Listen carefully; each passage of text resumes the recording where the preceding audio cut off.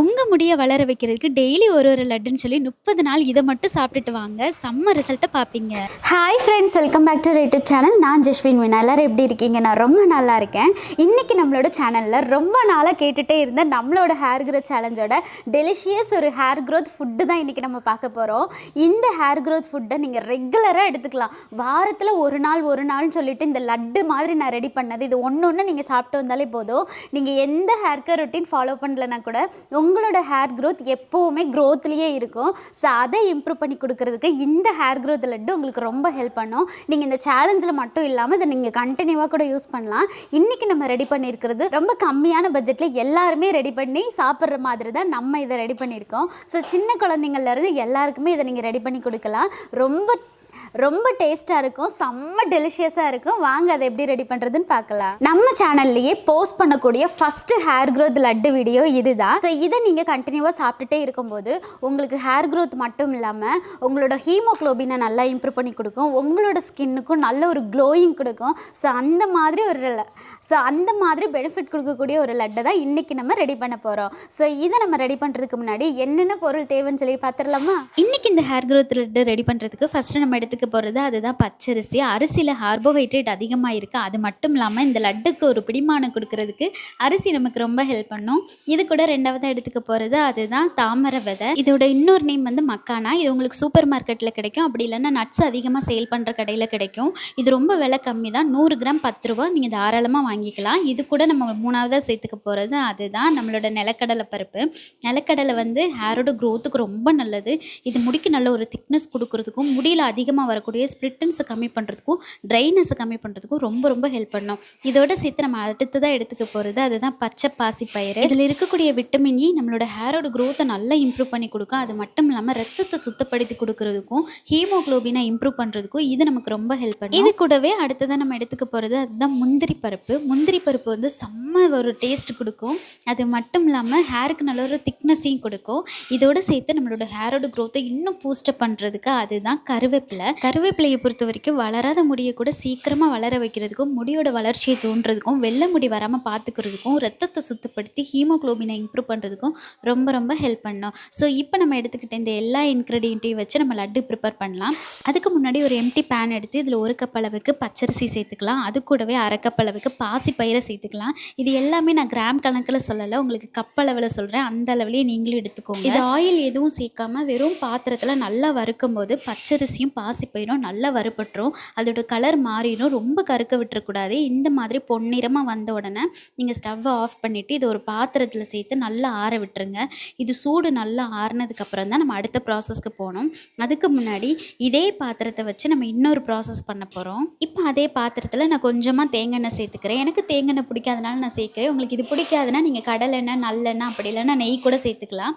இது கூட நான் 50 கிராம் அளவுக்கு நிலக்கடலை பருப்பை சேர்த்துக்கிறேன்.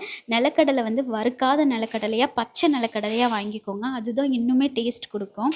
இது கூட பாதி அளவுக்கு, அதாவது 25 கிராமுக்கு நான் முந்திரி பருப்பு சேர்த்துக்கிறேன். முந்திரி பருப்பு சேர்க்கும்போது நிறைய பேருக்கு வெயிட் போட்டுருமோ அப்படின்னு நீங்கள் பயப்படவே தேவையில்லை. நம்ம சேர்க்குற லட்டில் இது ரொம்ப கம்மியான குவான்டிட்டி தான். ஸோ யாருக்குமே வெயிட் போடாது.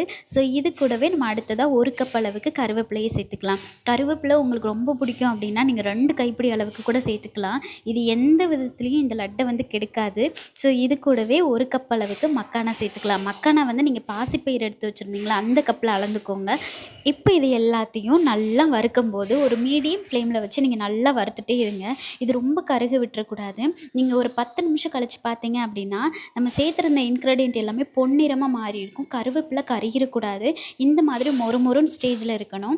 இப்போ நம்ம ப்ராசஸ் பண்ண போகிறோம். அதுக்கு மிக்ஸி ஜார் எடுத்து ஃபஸ்ட்டு நம்ம வறுத்து ஆற வச்சு வச்சுருந்தோம்ல அந்த பாசிப்பயிரையும் பச்சரிசியும் நல்லா வந்து மிக்சியில் அரைச்சி எடுத்துக்கோங்க. தண்ணி எதுவும் சேர்க்கக்கூடாது.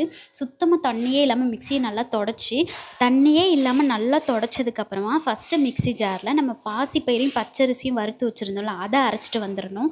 அதுக்கப்புறமா நம்ம ரெண்டாவதாக மக்கானா கடலைப்பருப்புலாம் போட்டு வறுத்து வச்சுருந்தோம்ல அதையும் சேர்த்து நல்லா அரைச்சிக்கணும். நீங்கள் மிக்ஸி ஜாரில் அரைக்கும் போது எந்த பதார்த்தத்துலேயும் தண்ணி சேர்க்கக்கூடாது.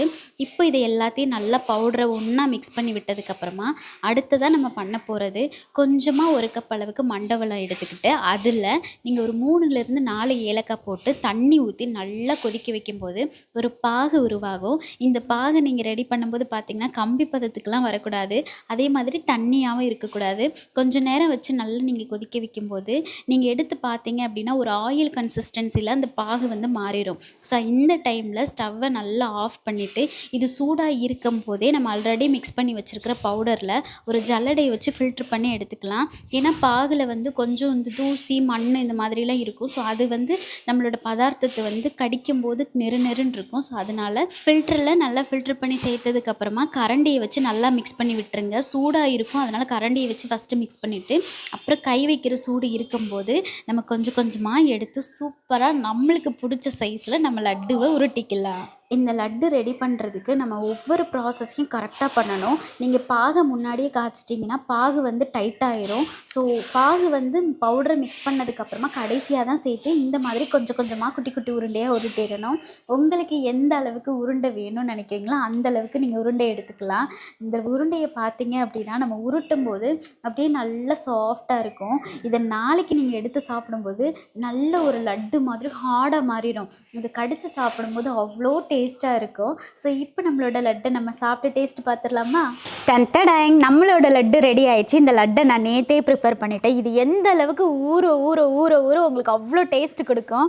ஸோ இப்போ இதில் நான் ஒன்றை சாப்பிட்டு பார்க்குறேன். நேற்று நான் ரெடி பண்ணதுலேயே 5 லட்டு காலி பண்ணிட்டான் ஒரே ஆள். என் தம்பி ஊரில் இருந்து வந்து அவன் 5 லட்டையும் ஒரே ஆள் சாப்பிட்டு முடிச்சிட்டான். அவன்கிட்ட இருந்து இதை காப்பாற்றுறது பெரிய பாடாக இருந்துச்சு. இது வந்து உங்களுக்கு கெட்டே போகாது. ஏன்னா இதில் நம்ம வந்து மண்டை வெல்லம் சேர்த்துருக்கோம்ல. ஸோ வெள்ளை பாகு சேர்த்துருக்கும் போது இது வந்து கெட்டு போகாது. இதை வந்து நான் ஃபஸ்ட்டு சாப்பிட்றேன். நான் நேற்று ஒன்று சாப்பிட்டே செம்மையாக இருந்துச்சு. இன்றைக்கி சாப்பிடும்போது இன்னும் டேஸ்ட்டாக இருக்கும். உதிராது. எனக்கு வந்து கொஞ்சம் நரன்னு இருந்தால் பிடிக்குன்றதுனால நான் ஒரு 2-3 சுற்று மட்டும் மிக்சியில் அரைச்சேன். அப்படியே மென்று சாப்பிட்றதுக்கு செம்மையாக இருக்குது. இந்த கருவேப்பிலை வாசம் இருக்குல்ல, வேறு லெவல். அந்த லட்டோட ஸ்மெல்லு அப்படியே சாப்பிட வாயில் நீங்கள் கடித்த உடனே உங்கள் நாக்கில் அப்படியே தானாக எச்சி ஊறும். நீங்களே ஃபீல் பண்ணுவீங்க. இதை நீங்கள் செஞ்சு சாப்பிட்டு பார்த்தீங்க அப்படின்னா வீட்டுக்குள்ளே ஒளிச்சு வச்சுருங்க எங்கேயாவது. ஏன்னா எல்லாருமே உங்களுக்கு தெரியாமல் ஒன்று எடுத்து சாப்பிட்ருவாங்க, சீக்கிரம் தீர்த்துருவாங்க. ஸோ நிறைய ரெடி பண்ணி ஸ்டோர் பண்ணி வச்சுக்கோங்க. 1 மந்த் வரைக்கும் இது கெட்டு போகாது. நீங்கள் வெள்ளைப்பாக சேர்க்கணும், தண்ணி எதுவும் பற்றக்கூடாது. டைட்டாக ஒரு பாட்டிலில் நல்லா மூடி வச்சுக்கோங்க. நீங்கள் ஒவ்வொன்றும் எடுத்து சாப்பிடும்போது ஈரம் படாமல் பார்த்துக்கோங்க. அப்படி பண்ணினாலே செம்மையாக இருக்கும். இதை நீங்கள் உங்கள் வீட்டு ஃப்ரிட்ஜில் கூட வச்சுக்கலாம். எல்லாருக்குமே சூட் ஆகக்கூடிய ஒரு லட்டு தான் இது. சின்ன குழந்தைங்க நல்லா விரும்பி சாப்பிடுவாங்க. நான் ஒரு சில நேரம் வந்து காலையில் பிரேக்ஃபாஸ்ட் சாப்பிட முடியலன்னா பால் ஒரு டம்ளர் குடிச்சிட்டு இந்த லட்டு ஒன்று சாப்பிட்டு போயிருப்பேன். ஸோ அந்த மாதிரியெல்லாம் நான் பண்ணுவேன். நல்ல க்ரோத் இம்ப்ரூவ் ஆகும்.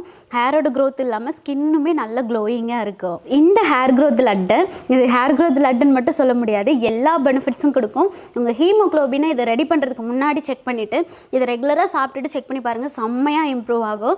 ஓகே ஃப்ரெண்ட்ஸ், இன்றைக்கி இந்த வீடியோ உங்களுக்கு ரொம்ப யூஸ்ஃபுல்லாக இருக்கும்னு நான் நினைக்கிறேன். இந்த வீடியோ பற்றின ஏதாவது கமெண்ட் இருந்துச்சுன்னா மறக்காமல் கமெண்ட் செக்ஷனில் கேளுங்க. உங்கள் எல்லாரோட கமெண்ட்டுக்கு நான் ரிப்ளை பண்ணுவேன். எச்சு ஊறிட்டே இருக்குது. ஓகே ஃப்ரெண்ட்ஸ், உங்களை நான் நெக்ஸ்ட் வீடியோவில் மீட் பண்ணுறேன். டேக் கேர், பாய்.